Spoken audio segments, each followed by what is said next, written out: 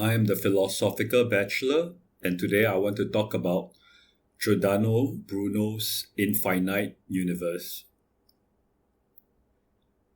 Giordano Bruno is better known today for the story of his martyrdom than his philosophy. I want to examine two aspects of his metaphysics that contributed to his persecution: his theory of the atom and his cosmology, that is, his theory of the universe. Bruno was born in 1548 and died aged 52. This was the time of the Roman Inquisition. He is slightly older than Galileo Galilei, who was born in 1564. Galileo first looked at the cosmos through a telescope, which he did not invent but which he improved on, further confirming Nicolaus Copernicus's theory published in 1543, that it is not the Earth but the Sun that is at the center of the universe, for which Galileo was also persecuted by the Catholic Church. While an original thinker, Bruno drew on many sources, including from ancient philosophy, more ancient even than Plato and Aristotle, specifically Zoroaster of Persia and Hermes Trismegistus in Egypt, both known to be mystic sages. Copernicus's heliocentric theory marks the start of the scientific revolution, but it will take centuries and many challenges, including from thinkers like Bruno and Galileo, before their ideas became mainstream. Aristotle's natural philosophy was the dominant theory then, and thanks to Thomas Aquinas' interpretation of his works, it became the accepted doctrine of the Catholic Church. The Church was the dominant ecclesiastical and political force in Europe. In the 16th century, Europeans were mostly illiterate, and one way, perhaps the only way, to get an education was to join the priesthood. Hence, Bruno trained and became a priest in the Dominican order. Given that Aristotle's physics was the orthodox physics of the Church, Bruno would have been thoroughly acquainted with it.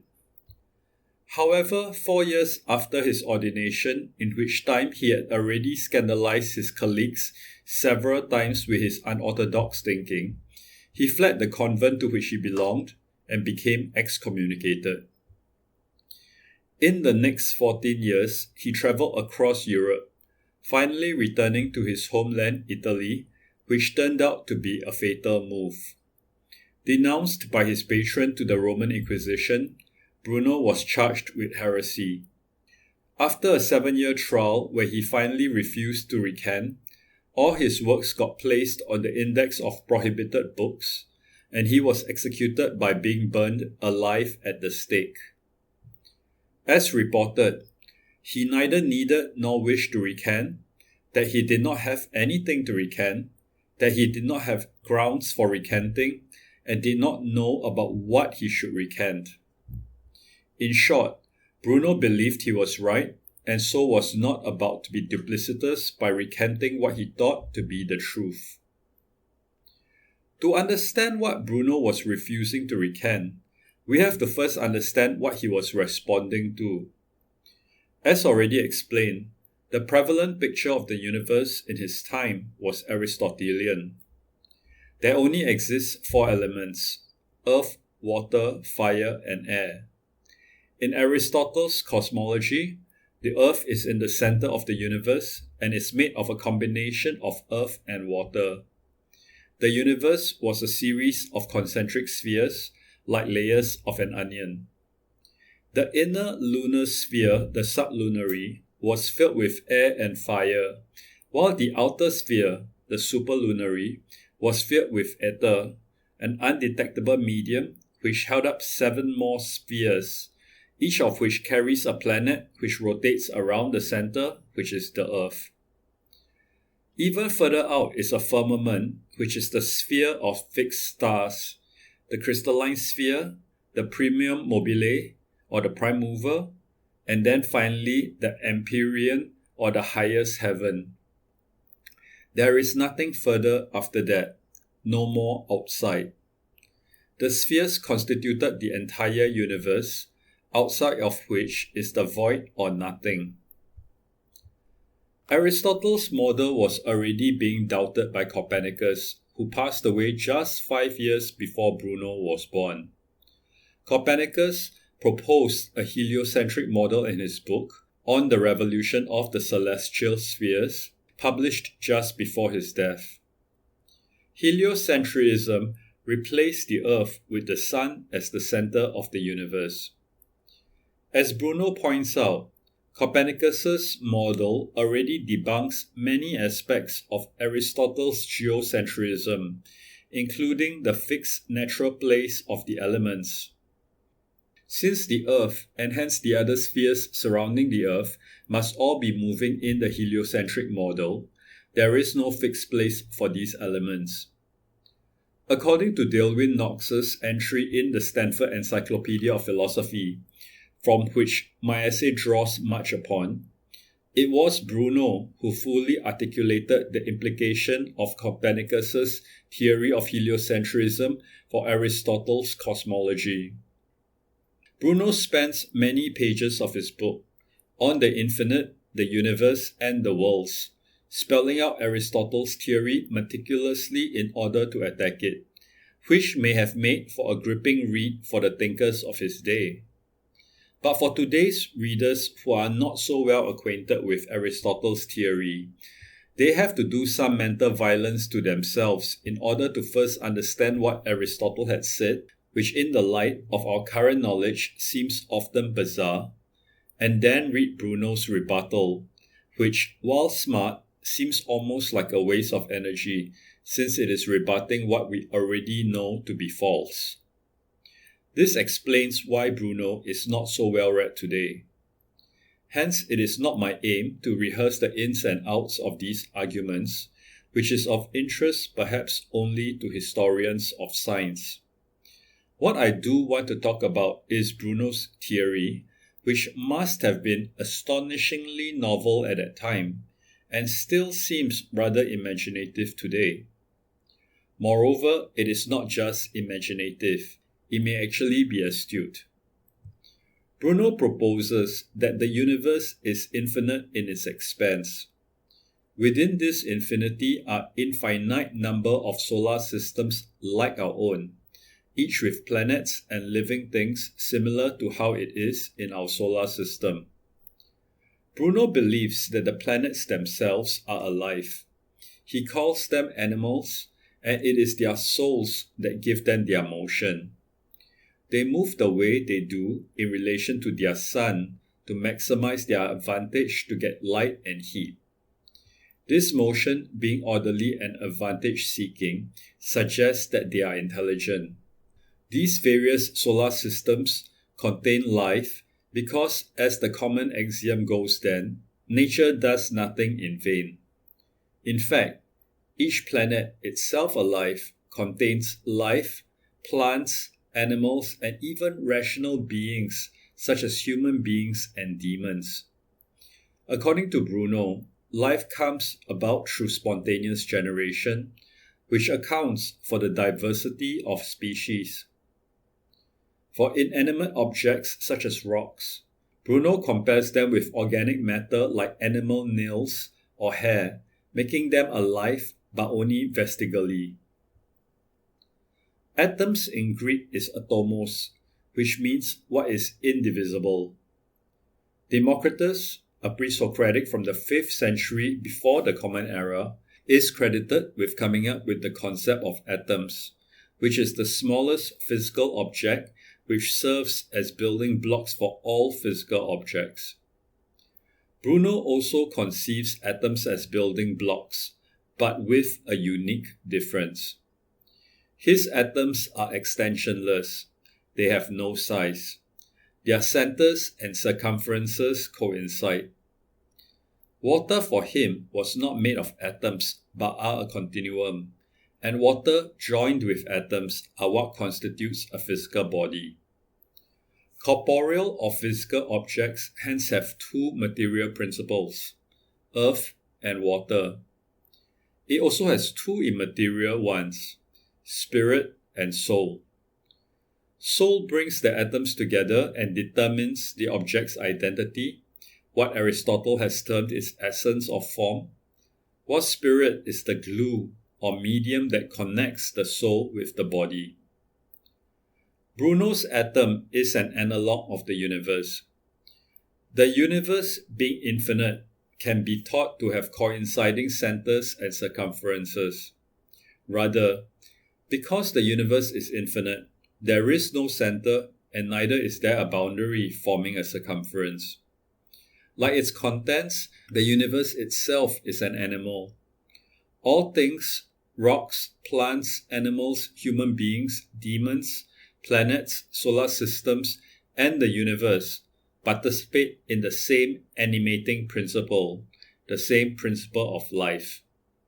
This principle is the principle of the universal soul.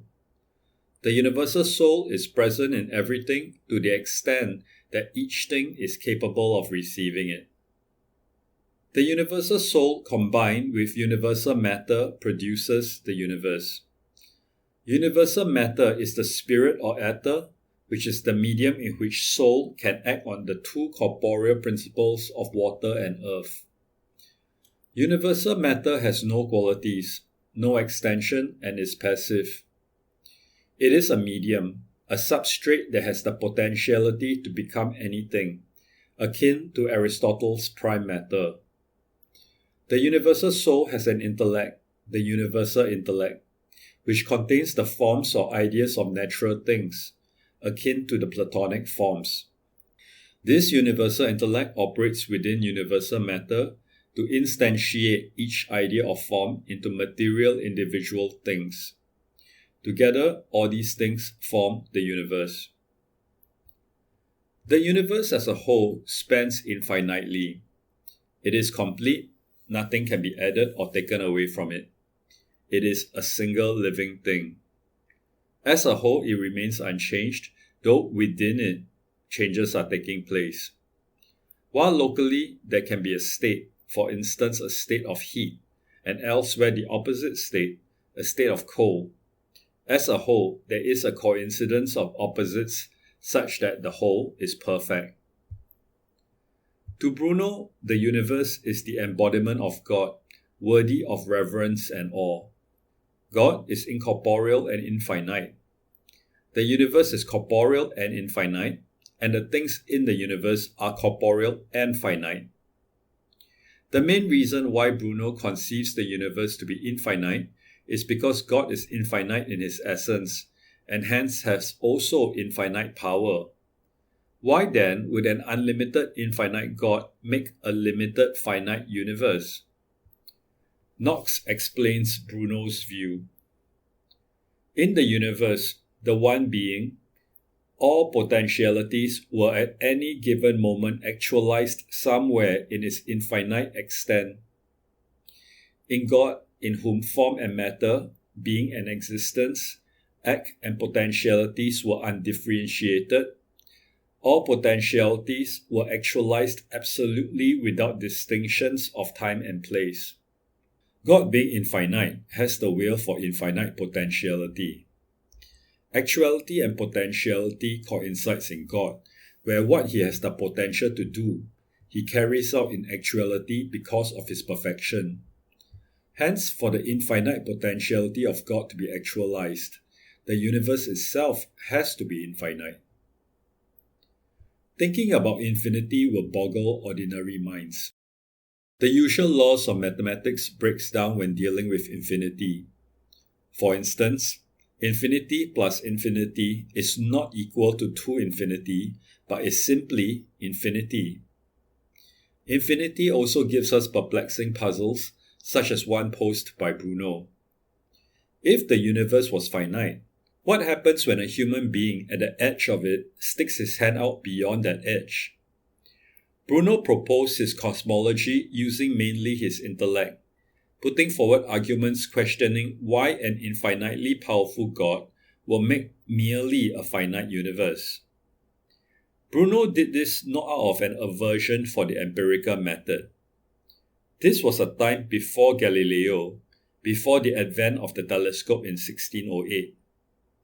What humankind knew about the cosmos then was from observing the sky with their bare eyes, and then using their intellect to reason as well as to speculate.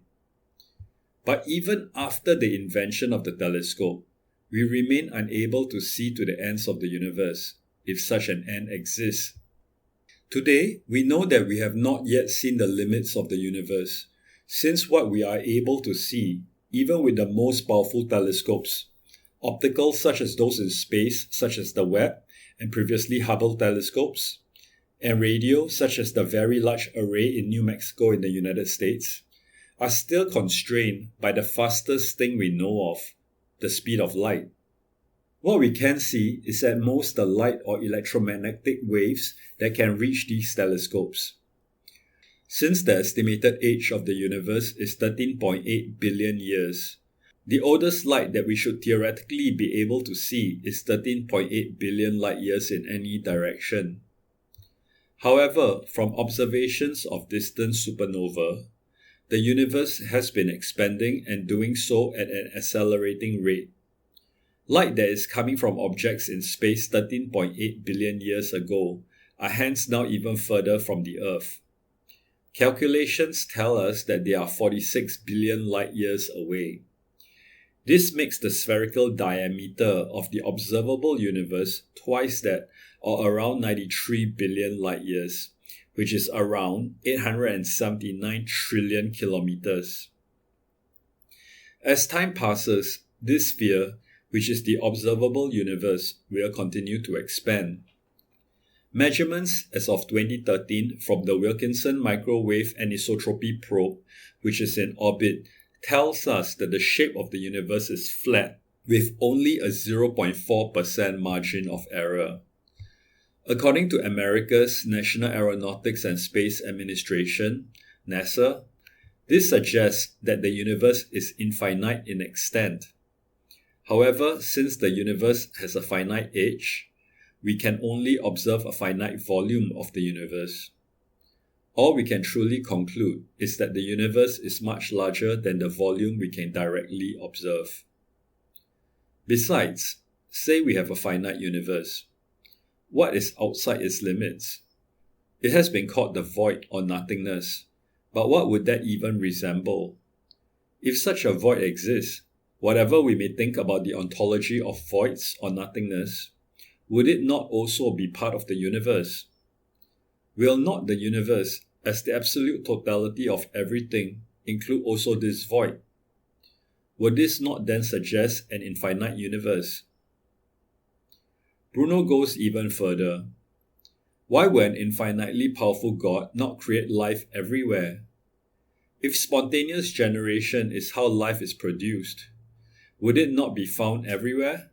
As already noted, Bruno thinks that everything is alive, from inanimate objects such as rocks or pencils to the universe as a whole. Bruno's argument for an infinite universe is ultimately a theological one, as an infinite creation commensurate with an infinitely powerful creator.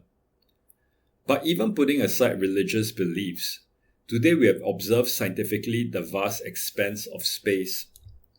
Shelving Bruno's panpsychism, which may seem extravagant, or even his belief in an infinite universe, it is estimated from Hubble telescope images that there are some 2 trillion galaxies in the observable universe. Our galaxy, the Milky Way, alone has over 100 billion stars. Information from NASA gives estimates of 1 septillion stars, or 1 followed by 24 zeros, in the observable universe.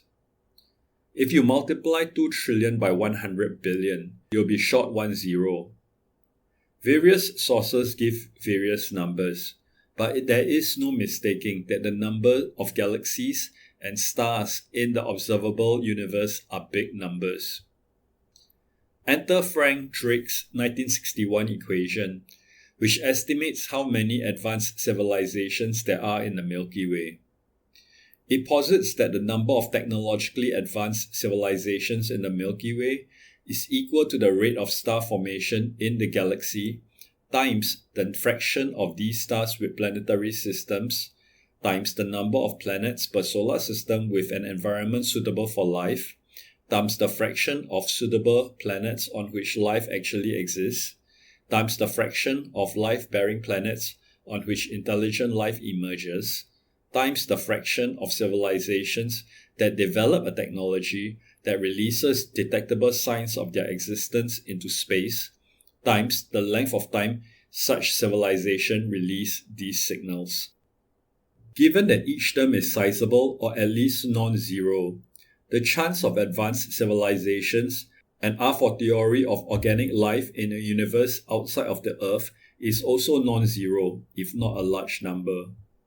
Space.com writes, "Our Milky Way alone contains an estimated 100 to 400 billion stars, many of them hosting planets in the habitable zone. If even a tiny fraction of these planets develop life, and a fraction of those develop intelligence and technology, the galaxy should be buzzing with signals, megastructures, or even interstellar visitors. But so far, we have found nothing." That is the crux of Enrico Fermi's paradox. The idea that intelligent life is to be found only on Earth in a very huge, if not infinite, universe seems puzzling, if not downright absurd. Those who wish to argue based on religious grounds for such exclusivity, that there is only life on the Earth, will need to explain why trillions of galaxies, with even more massive numbers of stars and planets, were created by their gods if they were all meant to be barren. I suspect Bruno will agree with this line of argumentation. On a separate note, it is beyond tragic that a thinker such as Bruno, who believes in an infinitely powerful God and reasons accordingly, is condemned for impiety and heresy, while those whose vision of God were far more limited were considered pious. Besides, what about those who believe in the multiverse? Where will these multiple worlds reside, if not in a massive, if not infinite universe? I shall refer, like Bruno did, to those multiple individual universes as worlds to avoid confusion. The term universe will be reserved for what the totality of everything is. In the case of the multiverse, universe will mean the totality of all the worlds in the multiverse, meaning the multiverse will be the universe if it exists. Bruno envisions a universe that is continuous, with no void in between. What will fill even what seems to be empty space is the ether in his cosmology. While the ether has been debunked scientifically, it does not mean that empty space is a complete void. It is likely that electromagnetic fields still permeate it, and the laws of physics and logic still apply within it. Perhaps those are the modern equivalent of the ether as a pervasive set of energy fields and physical and even abstract laws. However, one idea in multiverse theories is that the worlds in a multiverse are in fact completely and absolutely separated, such that no communication between worlds is ever possible. This may imply that the distance between these worlds are so far apart that the various observable worlds will never overlap, which mean a really massive universe, such that it can contain all the various worlds in their bubbles, and yet be so many light years away that they will not even after an extremely long time be able to observe into other worlds nor communicate between them, not to mention not colliding with one another. What would that look like if not an infinite universe to accommodate the massive distances between worlds? Or if not, what would be in between these worlds would then be a genuine void, where such a void prevents information and energy fields from crossing its borders, and hence any possible interaction between them. All the worlds are contained in their individual bubbles, which is an impermeable shell, such that no light, energy, or even gravitational attraction can cross its boundary, and should they come close to one another, can only bump up against one another without intersecting, like so many marble balls in a vase. The multiverse has been theorized due to the many worlds interpretation of quantum mechanics. A quantum particle is in a superposition of all its possible states prior to being observed or measured. In the Copenhagen interpretation, upon observation or measurement, the possible states of the quantum particle collapse to give just one state, which is the state that is observed or measured. In the many worlds interpretation, every such observation or quantum measurement results in the world splitting into multiple parallel worlds. So, for instance, in the famous Schrödinger cat experiment, where it is not known if the cat is dead or alive inside a closed box until it is opened, the cat will be in one state, either dead or alive once the box is opened, according to the Copenhagen interpretation. In the many worlds interpretation, the cat will be dead in one world, but alive in another world, with a new world born to accommodate the two possible quantum states. I want to riff off this theme of the many worlds interpretation to speculate on how our universe came to be. By our universe, I mean a universe containing planet Earth in our solar system, in our galaxy, in our world. I had earlier cited Knox's explanation of Bruno's view. In the universe, all potentialities were at any given moment actualized somewhere in its infinite extent.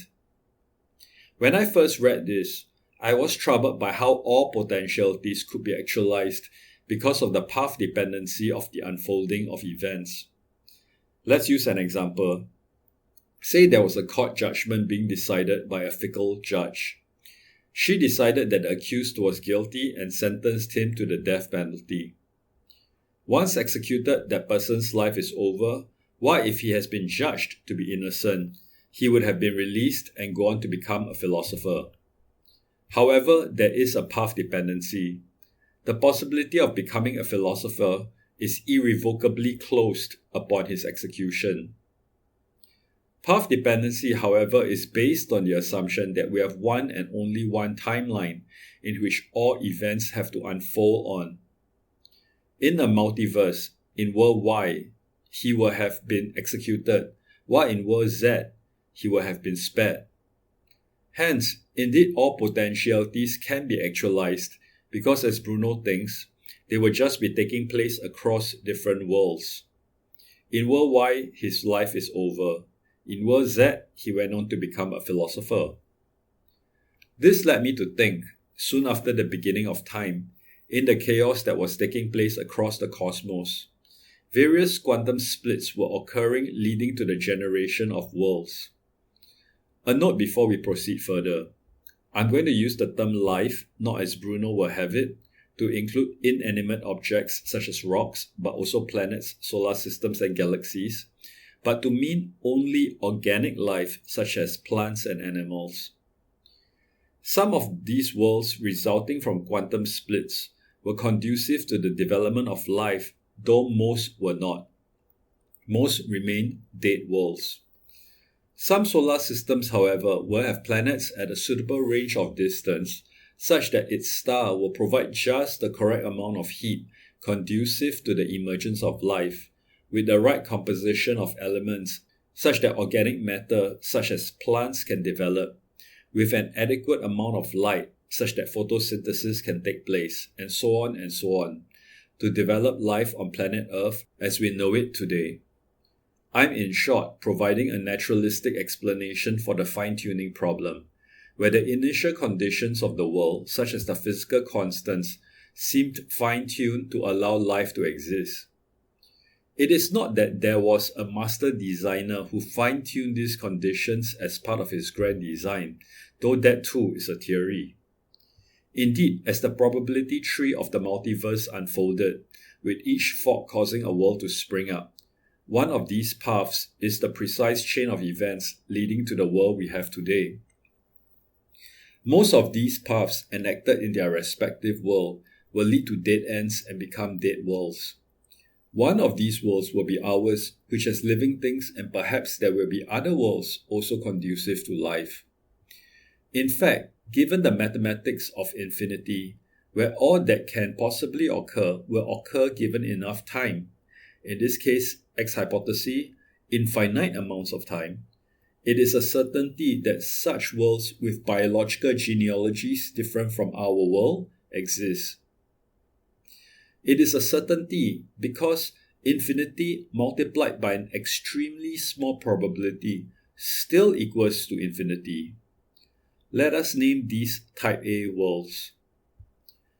Then there are all the worlds that have been born from quantum splits from quantum events in our world, which up to that quantum event will have the exact same history. For instance, there is our world where Julius Caesar crosses the Rubicon. Then there is a different parallel world where he does not cross the Rubicon. Let us term these type B worlds. I will focus on type A worlds since we can leave type B worlds to the quantum physicists to elaborate. Perhaps in one such type A world, let's call it planet heavy. A physical constant is different, say big G, the universal gravitational constant. Maybe animals on planet heavy are microscopic and plants are nanoscopic, the force of gravity being so intense that larger biological structures cannot be self-supported by the organisms. If that was the case, maybe the amount of light these planets will require will be a fraction of what they will have required on Earth. In that case, maybe the range of temperatures conducive to life can be much lower than on planet Earth. These are only the parameters I raise because they are familiar to me given my acquaintance with planet Earth. Perhaps on planet heavy, plants grow by taking in sound rather than light, or animals reproduce through eye contact, or the most intelligent life forms are fishes. The point is, this naturalistic theoretical approach suggests that life can emerge in the universe without a need for a divine, supernatural creator. The universe itself can be thought of as throwing everything at the wall and seeing what sticks.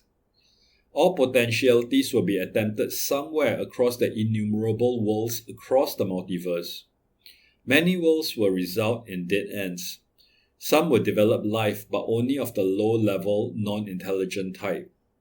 A fraction of these low-level worlds may be able to further develop into worlds containing intelligent life. Once again, in an infinite universe, this is a certainty, since infinity multiplied by an extremely small probability still equals to infinity. In fact, based on this mathematics of infinity, it is not only a certainty, there will be an infinite number of worlds with intelligent life. Thank you for listening to the Philosophical Bachelor.